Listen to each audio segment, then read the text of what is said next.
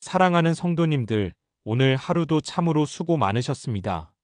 하루를 마무리하는 이 시간, 마음 한편에는 여전히 아픈 상처들이 자리하고 계시지는 않습니까? 몸이 아프신 분들도 계시고, 마음이 아프신 분들도 계실 것입니다. 때로는 잠자리에 누워도 걱정과 염려 때문에 잠이 오지 않을 때가 있으시죠. 그런 밤이면 천장만 바라보며 언제쯤 이 아픔이 끝날까 생각하게 됩니다. 하지만 사랑하는 성도님들, 바로 그런 순간에 우리에게는 놀라운 위로와 치유의 말씀이 있습니다. 요한복음은 예수님께서 누구신지, 그분이 우리에게 어떤 치유와 회복을 주시는지를 가장 명확하게 보여주는 복음서입니다. 오늘 밤 잠자기 전에 들으실 4가지 치유의 메시지를 통해 여러분의 마음과 몸에 참된 평안이 임하기를 간절히 소원합니다. 첫 번째는 생명의 빛 되신 예수님을 통한 어둠의 치유입니다. 두 번째는 생수 되신 예수님을 통한 목마름의 치유입니다. 세 번째는 부활이요 생명 되신 예수님을 통한 절망의 치유입니다. 네 번째는 선한 목자 되신 예수님을 통한 상처의 치유입니다. 이 4가지 메시지를 통해 오늘 밤 여러분의 모든 아픔이 치유되고 새로운 소망으로 충만한 아침을 맞이하시기를 주님의 이름으로 축복합니다. 첫 번째로 생명의 빛 되신 예수님께서 우리 마음의 어둠을 치유해 주십니다. 사랑하는 성도님들, 인생을 살다 보면 정말 캄캄한 터널 같은 시간들이 있지 않습니까? 질병으로 고통받을 때, 경제적인 어려움에 처할 때, 가족 관계에서 상처받을 때, 앞이 보이지 않는 절망감에 휩싸이게 됩니다. 2025년을 살아가는 우리에게는 더욱 복잡하고 다양한 어둠들이 있습니다. 직장에서의 스트레스, 건강에 대한 염려, 자녀들의 미래에 대한 걱정, 노후에 대한 불안감까지. 이런 어둠 속에서 우리는 때로 하나님도 멀게 느껴지고 기도해도 응답이 없는 것처럼 느껴질 때가 있습니다. 하지만 요한복음 8장 12절에서 예수님께서는 이렇게 말씀하셨습니다. 예수께서 또 말씀하여 이르시되 나는 세상의 빛이니 나를 따르는 자는 어둠에 다니지 아니하고 생명의 빛을 얻으리라. 세상의 빛이라는 것은 단순히 물리적인 빛이 아닙니다. 이것은 우리 인생의 모든 어둠을 몰아내는 영적인 빛, 치유의 빛을 의미합니다. 예수님께서는 우리가 어떤 어둠 속에 있든지 상관없이 그 어둠을 완전히 몰아내실 수 있는 분이십니다. 의학적으로 치료가 어려운 질병도, 인간적으로 해결할 수 없는 문제도 예수님의 빛 앞에서는 모두 물러가게 됩니다. 요한복음 9장을 보면 날 때부터 맹인된 사람이 예수님을 만나 눈을 뜨게 되는 놀라운 이야기가 나옵니다. 이 사람은 평생을 어둠 속에서 살아왔습니다. 그런데 예수님께서 진흙을 이겨 그의 눈에 발라주시고 실로암 못에 가서 씻으라고 하셨습니다. 그가 순종했을 때 평생 처음으로 빛을 보게 되었습니다. 사랑하는 성도님들, 이것이 바로 예수님의 치유 사역의 본질입니다. 우리가 포기하고 있는 상황에서도 새로운 빛을 비춰주시는 것입니다. 여러분이 지금 어떤 어둠 속에 있으시든지 예수님은 여전히 세상의 빛이십니다. 당뇨병으로 고생하고 계신 분이 계십니까? 예수님의 빛이 여러분의 몸을 치유하실 것을 믿으시기 바랍니다. 우울감으로 힘들어하고 계신 분이 계십니까? 예수님의 빛이 여러분의 마음에 평안을 주실 것을 믿으시기 바랍니다. 가족관계의 갈등으로 아파하고 계신 분이 계십니까? 예수님의 빛이 그 갈등을 해결해 주실 것을 믿으시기 바랍니다. 잠자리에 들기 전 이 진리를 마음에 새기시기 바랍니다. 예수님은 지금 이 순간에도 여러분의 어둠을 몰아내는 빛으로 함께하고 계십니다. 내일 아침 눈을 뜰 때 새로운 빛과 소망으로 하루를 시작하게 될 것입니다. 두 번째로 생수 되신 예수님께서 우리 영혼의 목마름을 치유해 주십니다. 현대를 살아가는 우리는 물질적으로는 풍요로운 시대에 살고 있습니다. 하지만 정작 우리의 마음은 더욱 메마르고 목마른 것이 현실입니다. 아무리 많은 것을 소유해도, 아무리 성공해도 마음 깊은 곳의 공허함은 채워지지 않습니다. 은퇴를 앞두고 계신 분들은 인생의 의미에 대해 고민하게 됩니다. 지금까지 열심히 살아왔는데 정작 남은 것이 무엇인지 허무함을 느끼기도 합니다. 젊은 세대들도 마찬가지입니다. 끊임없는 경쟁 속에서 지쳐가고 SNS를 통해 다른 사람들과 비교하며 상대적 박탈감을 느낍니다. 이런 영혼의 목마름은 세상의 그 어떤 것으로도 해결되지 않습니다. 더 많은 돈을 벌어도, 더 높은 지위에 올라가도, 더 큰 집에 살아도 여전히 목마름은 계속됩니다. 하지만 요한복음 4장에서 예수님께서는 사마리아 여인에게 놀라운 약속을 하셨습니다. 요한복음 4장 13절과 14절입니다.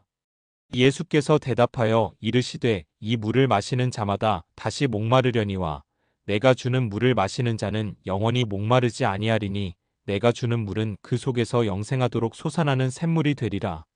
사마리아 여인은 5 남편을 두었고 지금 함께 사는 자도 남편이 아닌 상황이었습니다. 그녀는 관계 속에서 행복을 찾으려 했지만 계속해서 실패했습니다. 그런 그녀에게 예수님께서 영원히 목마르지 않을 생수를 약속해 주셨습니다.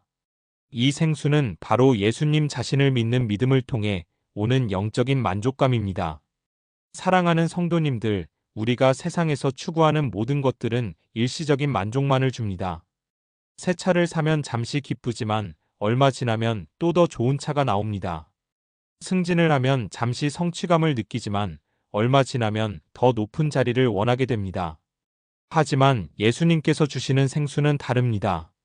이것은 우리 영혼 깊숙한 곳까지 채워주는 완전한 만족입니다. 요한복음 7장 37절과 38절에서도 예수님께서 이렇게 말씀하셨습니다.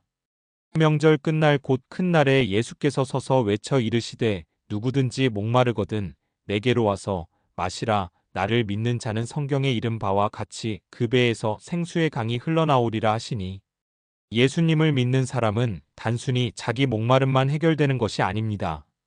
그 배에서 생수의 강이 흘러나와 다른 사람들까지 시원하게 해줄 수 있게 됩니다.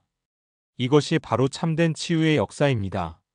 개인의 문제 해결을 넘어서 다른 사람들까지 도울 수 있는 능력을 받게 되는 것입니다. 현재 건강 문제로 고민하고 계신 분이 계십니까?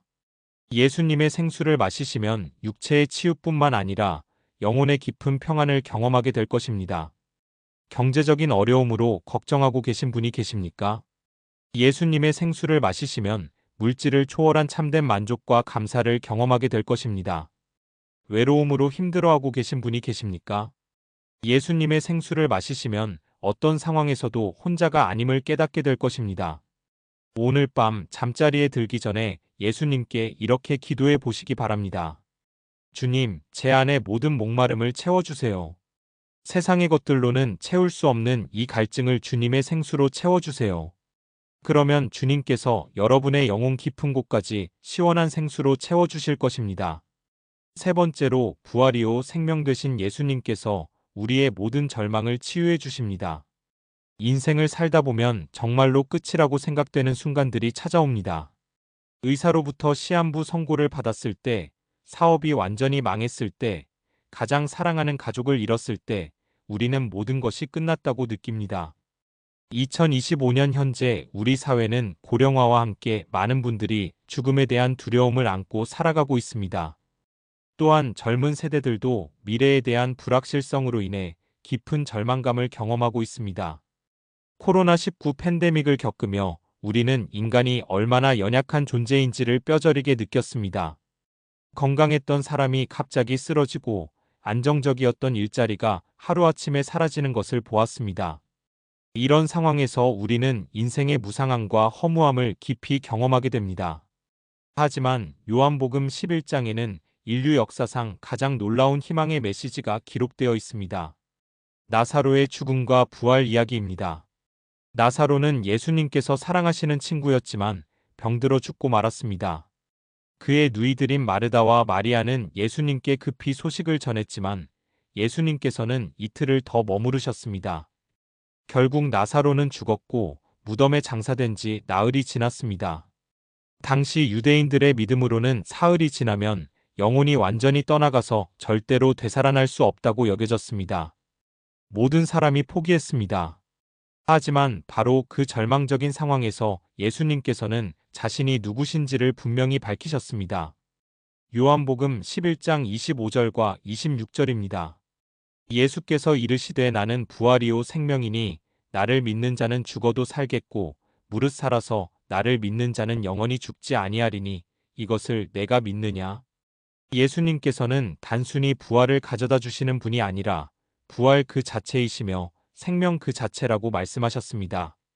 이는 예수님께서 죽음을 이기실 뿐만 아니라 죽음 자체를 무력화시키는 분이심을 의미합니다. 그리고 실제로 예수님께서는 나사로야 나오라고 외치셨습니다. 그러자 죽은 지 나흘이나 된 나사로가 수족을 배로 동인 채로 무덤에서 걸어 나왔습니다.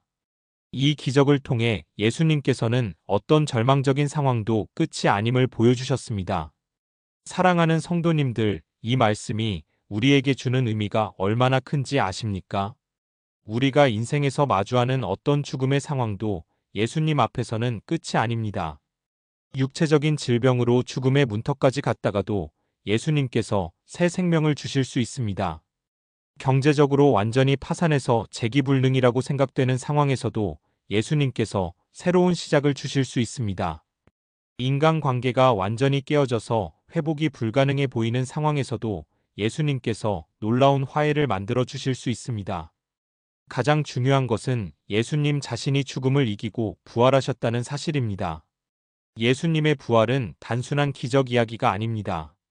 이것은 우리 모든 그리스도인들이 누릴 수 있는 부활의 보장이며 영원한 생명의 약속입니다.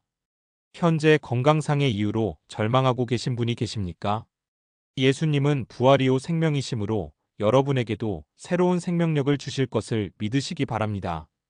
가정의 문제로 인해 모든 희망을 잃으신 분이 계십니까? 예수님은 부활이요 생명이시므로 죽은 것 같은 그 관계에도 새 생명을 불어넣어 주실 것을 믿으시기 바랍니다. 미래에 대한 두려움으로 잠 못 이루고 계신 분이 계십니까? 예수님은 부활이요 생명이시므로 어떤 어둠도 여러분을 삼킬 수 없음을 믿으시기 바랍니다. 오늘 밤 잠자리에 들면서 이 놀라운 진리를 마음에 새기시기 바랍니다. 예수님께서 우리와 함께 계시는 한 어떤 상황도 끝이 아닙니다. 내일은 새로운 부활의 희망으로 시작될 것입니다. 네 번째로 선한 목자 되신 예수님께서 우리의 모든 상처를 치유해 주십니다. 사랑하는 성도님들, 우리는 살아가면서 크고 작은 상처들을 많이 받게 됩니다. 어린 시절 부모님으로부터 받은 상처, 학교나 직장에서 받은 상처, 친구나 연인으로부터 받은 상처, 심지어는 교회에서 받은 상처까지. 이런 상처들은 시간이 지나도 쉽게 아물지 않고 우리 마음 깊은 곳에서 계속 아파합니다. 특히 신뢰했던 사람으로부터 배신을 당했을 때, 사랑했던 사람으로부터 버림받았을 때의 상처는 정말 깊습니다. 그 상처 때문에 다른 사람을 쉽게 믿지 못하게 되고 마음의 문을 닫아버리게 됩니다. 하나님께 대해서도 원망하고 의심하게 되기도 합니다. 하나님이 계시다면 왜 이런 일이 일어났을까? 내가 뭘 잘못했기에 이런 고통을 받아야 하는가 하는 생각들이 마음을 괴롭힙니다. 하지만 요한복음 10장에서 예수님께서는 자신이 선한 목자라고 말씀하셨습니다. 요한복음 10장 11절과 14절입니다. 나는 선한 목자라 선한 목자는 양들을 위하여 목숨을 버리거니와 나는 선한 목자요 내 양을 알고 양도 나를 아는 것이. 목자와 양의 관계는 단순한 주인과 동물의 관계가 아닙니다. 팔레스타인 지역의 목자들은 양들과 평생을 함께 살아갑니다. 각 양의 성격과 특징을 다 알고 있고 양들도 목자의 음성을 정확히 구별해서 알아듣습니다. 목자는 양들을 위해 자신의 생명까지도 기꺼이 내어줄 각오가 되어 있습니다. 바로 이런 관계가 예수님과 우리 사이의 관계입니다. 예수님께서는 우리 각자의 상처와 아픔을 다 알고 계십니다. 우리가 말하지 않아도, 우리가 숨기려고 해도 예수님께서는 우리 마음 깊은 곳의 상처까지도 정확히 아시고 계십니다. 그리고 그 상처를 치유하시기 위해 십자가에서 목숨까지 내어주셨습니다. 요한복음 10장 10절에서 예수님께서는 이렇게 말씀하셨습니다. 도둑이 오는 것은 도둑질하고 죽이고 멸망시키려는 것뿐이요. 내가 온 것은 양으로 생명을 얻게 하고 더 풍성히 얻게 하려는 것이라. 우리에게 상처를 주는 세력들은 우리를 도둑질하고 죽이고 멸망시키려고 합니다. 과거의 상처들이 우리의 현재를 도둑질하고 미래의 희망을 죽이고 우리의 인생을 멸망시키려고 합니다. 하지만 예수님께서는 정반대의 목적을 가지고 오셨습니다.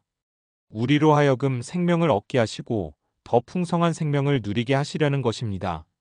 선한 목자이신 예수님의 치유 사역은 단순히 상처를 아물게 하는 것을 넘어섭니다. 그 상처를 통해 우리가 더욱 성숙하고 지혜로운 사람이 되게 하시고 다른 사람들의 상처까지 치유할 수 있는 사람으로 변화시켜 주십니다. 과거에 배신당한 경험이 있는 사람이 진정한 사랑이 무엇인지를 더 깊이 이해하게 됩니다. 병고로 고생한 경험이 있는 사람이 건강의 소중함과 다른 사람의 아픔에 공감하는 마음을 갖게 됩니다. 경제적 어려움을 겪은 사람이 물질보다 소중한 것들이 무엇인지를 깨닫게 됩니다. 사랑하는 성도님들, 여러분이 지금 어떤 상처로 고통받고 계시든지 낙심하지 마시기 바랍니다. 선한 목자이신 예수님께서는 여러분의 모든 상처를 아시고 계시며 그것을 완전히 치유하실 뿐만 아니라 더 아름다운 것으로 변화시켜 주실 것입니다. 어린 시절의 상처로 인해 아직도 아파하고 계신 분이 계십니까? 예수님께서 그 상처를 치유하시고 더 깊은 사랑을 경험하게 해주실 것입니다. 인간관계에서 받은 배신의 상처로 마음의 문을 닫고 계신 분이 계십니까? 예수님께서 그 마음을 다시 열어주시고 참된 교제의 기쁨을 누리게 해주실 것입니다. 건강 문제로 인한 절망감으로 힘들어하고 계신 분이 계십니까? 예수님께서 그 몸과 마음을 치유하시고 새로운 소망을 주실 것입니다. 오늘 밤 잠들기 전에 선한 목자이신 예수님께 여러분의 모든 상처를 맡겨드리시기 바랍니다. 예수님께서는 상한 갈대를 꺾지 아니하시고 꺼져가는 심지를 끄지 아니하시는 분입니다. 여러분의 연약함과 상처를 오히려 더욱 세심하게 돌보아 주실 것입니다. 내일 아침 일어날 때는 선한 목자의 사랑 안에서 새로운 치유와 회복을 경험하게 될 것입니다. 사랑하는 성도님들, 이제 오늘 밤 우리가 함께 나눈 4가지 치유의 메시지를 다시 한번 정리해 보겠습니다. 첫 번째로 생명의 빛 되신 예수님께서 우리 마음의 모든 어둠을 치유해 주십니다. 어떤 절망적인 상황에 있으시든지 예수님의 빛이 그 어둠을 완전히 몰아내실 것을 믿으시기 바랍니다. 두 번째로 생수 되신 예수님께서 우리 영혼의 모든 목마름을 치유해 주십니다. 세상의 그 무엇으로도 채워지지 않는 마음의 갈증을 예수님의 생수가 완전히 해결해 주실 것을 믿으시기 바랍니다.